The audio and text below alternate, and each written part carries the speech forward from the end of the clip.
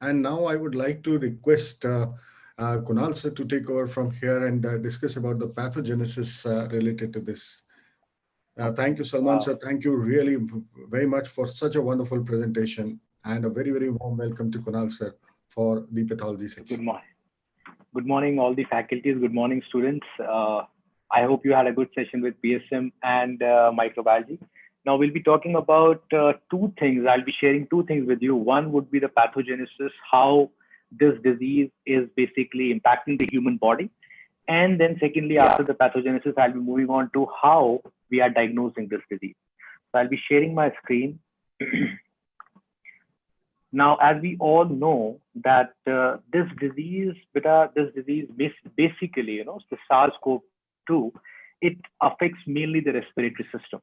And when it is involving the respiratory system, now in the respiratory system, we have got many things, but then the main thing which is getting involved is the alveoli. Okay. Now, as I've told you in the classes also, you all know biomedical knowledge that alveoli, they are lined by type 1 and type 2 pneumocytes. Functions, we all know that type 1 pneumocyte, it is for gaseous exchange, and type 2 pneumocytes, they are for the surfactant production. Now, what is the purpose of surfactant? It doesn't allow the alveoli to collapse. So this SARS-CoV-2 virus, it actually, if you ask me, it is involving the whole alveoli. But if they ask you a specific question that which pneumocyte mainly is going to be getting involved, then it is, please be very sure in marking that it is going to be type 2 pneumocyte, guys. Type 2 pneumocyte is getting involved. Now, let's see a picture of type 2 pneumocyte. Now, this type 2 pneumocyte has got a receptor on its surface, that is ACE2 receptor. Now, when you'll be studying pharmacology, sir will be telling you more about it. But then this ACE2 receptor, this is the receptor by which the virus is getting inside this pneumocyte. Now, what is the protein over the virus which is taking it inside? Sir has just mentioned the spike protein, right? So with the help of this spike protein, this virus gets attached to the ACE2 receptors on the type 2 pneumocytes and come inside. Now, this virus requires an enzyme, RNA-dependent polymerase enzyme, to basically multiply inside this pneumocyte and increase in counts so that it can damage the alveoli. Now, type 2 pneumocyte, damage to these type 2 pneumocyte leads to a strong inflammatory reaction. As we have discussed with ARDS, that whenever there is something which has come from outside, the alveolar macrophages, they get activated. Because of the activation of alveolar macrophage, but again, this is very important here, the cytokines.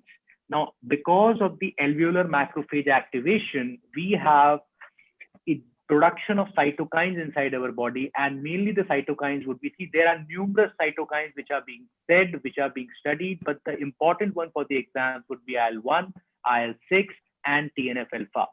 Now, because of these cytokines, we all know these cytokines, they're a part of inflammation, right? So whenever there will be these cytokine release, there will be changes in the surrounding vessel to the alveoli, the pulmonary vessel which we have around the alveoli. So the capillary permeabilities around the alveoli will increase. And once the capillary permeability has increased, see, this is an alveoli, if you can see. Now, this is the capillary, which is, this is the capillary which is lining the alveoli. Now, if the capillary permeability is increasing, what is coming out? Now, the blood vessel contains fluid and the cells. So both of the things are going to come out. So this A, which I have mentioned, A is the neutrophil movement inside the alveoli. The neutrophil movement inside the alveoli, this is A beta. And here there would be collection of multiple fluid. Okay. So what will happen because of it? The person will feel high pressure over there and there would be alveolar collapse. Because of this alveolar collapse, the gases will not be able to get exchanged because the gas exchange is happening inside the alveoli by type 1 pneumocyte. So now when the alveoli is collapsed, there is no gaseous exchange. There will be no oxygen inside the patient's blood. And to get the oxygen, patient is going to respire at a very high respiratory rate. That is why we are having such a high respiratory rate in the COVID-2 patients, because they are not getting oxygen, proper oxygen. Okay. Now, when the neutrophils, they come inside the alveoli, as we all know, in ARDS also we have discussed the same thing, that when the neutrophils comes inside the alveoli, they secrete an enzyme called as protease. Now, this ases, I told you, it's cut, and protein comes from the word protein. And everything in the body is made up of protein. So basically, these proteases, they are secreted in the alveoli, and they are gonna cut everything in the alveoli. They are gonna damage everything in the alveoli. So all the alveolar walls are damaged. That means type 1 cell is also damaged, type 2 cell is also damaged. There would be massive destruction inside the alveoli. Virus is also present inside the alveoli, and together the cellular debris and the virus, they together make the consolidation inside the alveoli. They will consolidate, and that is why you are getting the X-ray findings and the CT findings in the COVID-19, because of this serious alveolar damage leading to consolidation. Now, beta, this interleukin 1 and 6, they, they go to the hypothalamus, and in the hypothalamus, they lead the hypothalamus to release a prostaglandin. Now, this prostaglandin, we have studied this in the inflammatory mediators. Now, this prostaglandin, it's gonna, they are of many types, but the important prostaglandin is PGE2. Okay, why I have mentioned PGE2? Because this prostaglandin will be a reason for fever in the patient. Now, fever, I mean, when we are talking about fever, it is elevated temperature, right? Elevated temperature. So by that, you can learn E. Prostaglandin E, elevated temperature, it will lead to fever. Now, when there is so much inflammation happening inside the body, so it becomes very severe and takes the shape of systemic inflammatory response syndrome, that is SIRS, SIRS. Because of this whole inflammation throughout happening inside the body, what happens is that these inflammatory mediators will lead to increase in capillary permeability all around the body. Now, because of the capillary permeability increase, the fluid will come out of the vessel into the interstitial space. So the fluid inside the vessel remains less. Now, when the fluid inside the vessel is remaining less, obviously you can understand better that the organs inside our body will not get the proper oxygen. So the perfusion of the organs will be low. And when the organ is not getting oxygen, you understand it, they will go into hypoxia, and hypoxia is the most common cause of any kind of cell injury. So if this hypoxia happens for a longer period of time, we can have multi-organ failure. So this is why all the organs are getting involved in SARS-CoV-2. Now, this is the pathogenesis part. Now we'll come on to the diagnostic part, which is very, very, very important for the exam. And I believe that there would be at least a single question in the exam, and it would be an easy question, but there would be a question. Now, for the diagnosis, as we have already discussed, the specimens can be taken from multiple places, but the best test specimen is gonna be nasopharyngeal swab. You can take that specimen from the oropharynx, even the feces can be tested, blood could be tested, sputum could be tested, but the best specimen to be taken is gonna be a nasopharyngeal swab. Please make sure. Now, the test for the COVID-19, there are two types, direct or indirect. Now, what are the direct tests? Direct test means, beta, when you are detecting the virus itself, when you are detecting the antigen itself. And indirect is, if a virus enters inside our body, what's going to happen? The body is going to respond and form the antibodies against it. So if you are testing the antibodies, it becomes indirect. So direct means when you are testing the virus itself, and indirect means when you are testing for the response in the body in the form of antibodies. Direct, there are two tests, Rt Pcr and antigen detection, and indirect, there is antibody detection. Okay. Now this, you must have seen this, this is the Rt Pcr machine which we have here. And these are the kits, the rapid antigen and antibody kits which we are having in the labs.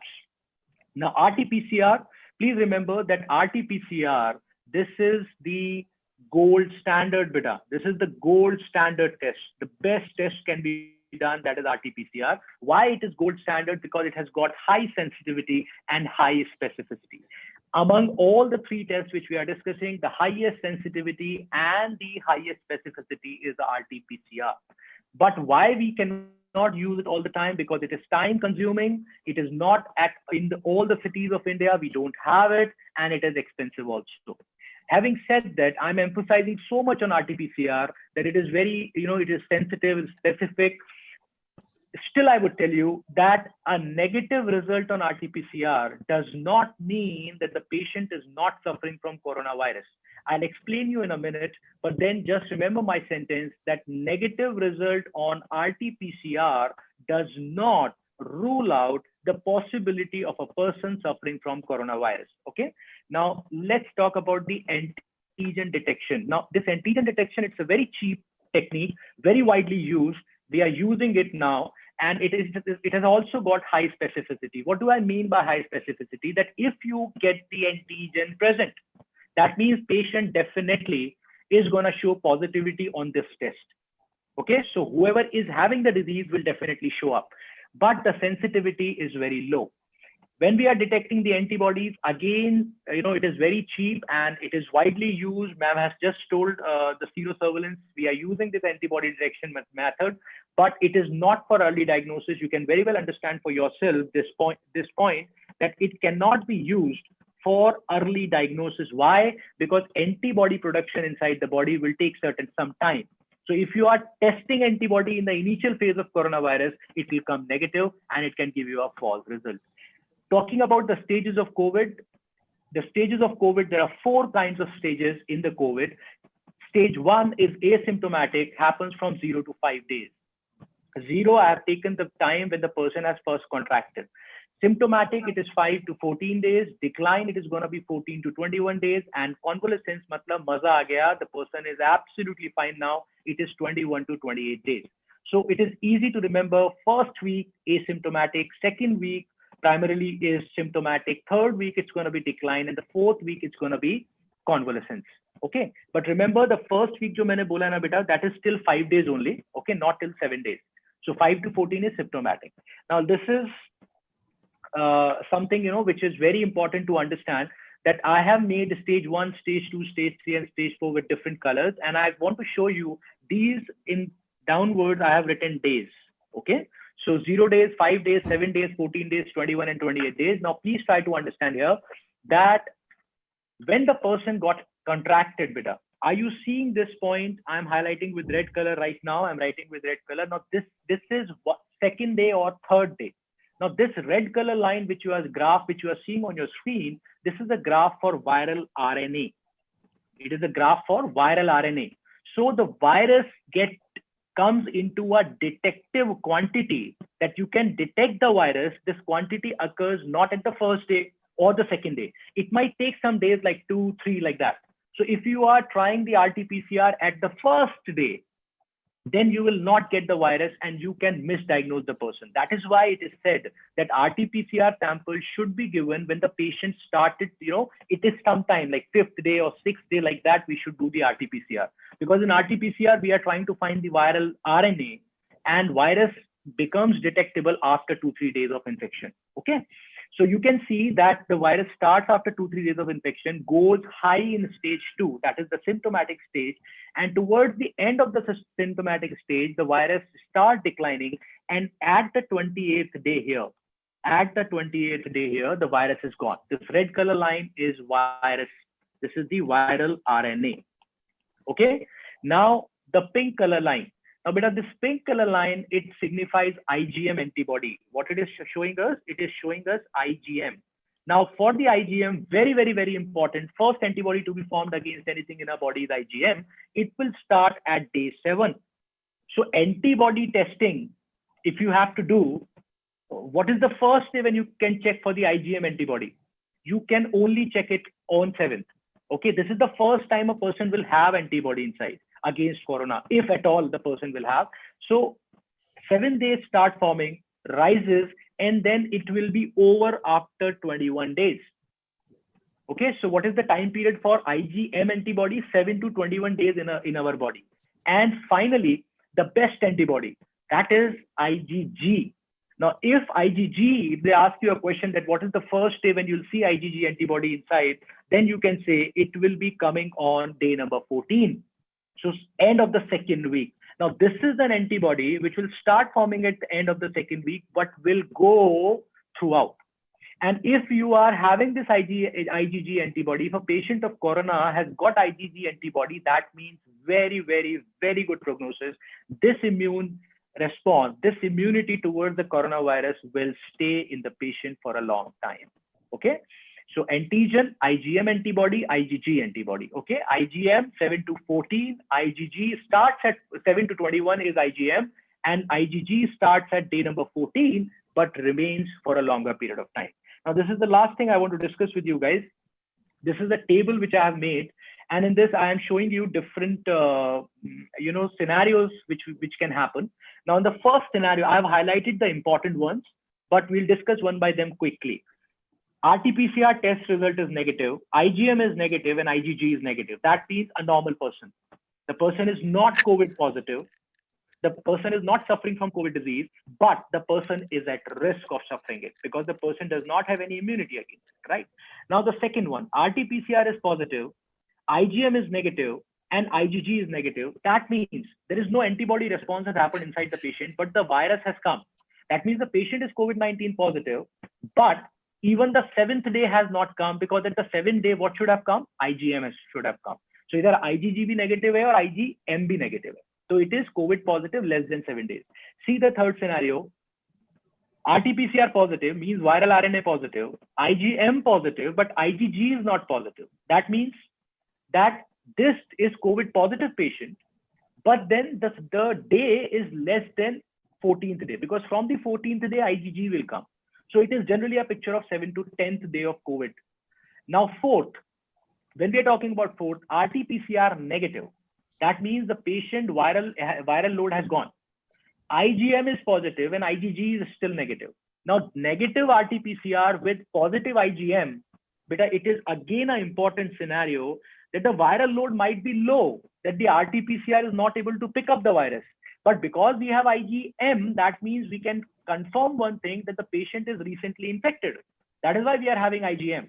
And it's an active case because IgG is not present. So it's an active case. The patient is still fighting. The virus is being fought by IgM antibody and the virus load is going low, but the patient is not still recovered. Then the fifth scenario, Rt-PCR negative, IgM positive, IgG positive. Maza aa gaya. Yeah, kaise maza aaya? Because the IgG antibody is coming up. So that means the patient is getting into a good prognosis state. But because we are having IgM antibody and IgG both, that means this is a case which is still active, but it has surpassed 14th day, because IgG starts at the 14th day. So usse zyada ka hai. Now see the sixth one, beta. Rt-PCR positive, IgM negative, and IgG positive. That means it is a patient is in the final phase. Now the final fighting is going on inside the body. IgM has done its course. Now the IgG has come up, and IgG is trying to fight with the virus and tries to destroy the virus. Seventh, Rt-PCR negative, IgM negative, and IgG positive. Matlab, it's the best thing which can happen, as I have told you. It's the best thing. Virus is not there at all, and IgG antibody is only present. That means the patient has fully recovered from coronavirus. And if all the three tests are positive, beta, if Rt-PCR is also positive, IgM is also positive, IgG is also positive, so you can understand it's an active case. Patient still has the virus. Rt-PCR pe, but because the patient has got IgG antibody also, so we can say that eventually the patient will be having a good prognosis. So that's all from my side. I hope it's been useful to you, and thank you to all listening and patiently, seeing that. Again, I feel that was a great presentation depicting the different phases. And now I think I'm also able to understand a little bit about when this Rt-PCR is positive, when that IgM is positive, the duration, and the IgG will be positive. Herein, I would like to ask one question as a student. That you said that after 20 days, the IgG is mainly going to take the charge. Now, I would just like to know that, do we have any data? Because it's a short period, so we don't have that proper data, or do we have something that for how long this IgG would remain positive? Sir, for how long it's going to be positive, nobody knows, because this is the problem with the vaccine still. I mean, we do not know the vaccines which are coming up with all these things, whether the immunity will persist to us in a longer duration or not, we don't know. Because there are so many relapses which are happening, sir. And that is happening because of the this IgG antibody which is formed against the corona, it is going low. So that therefore the relapses are happening. So we cannot comment on that. But yeah, if IgG is happening, it's very good. Great.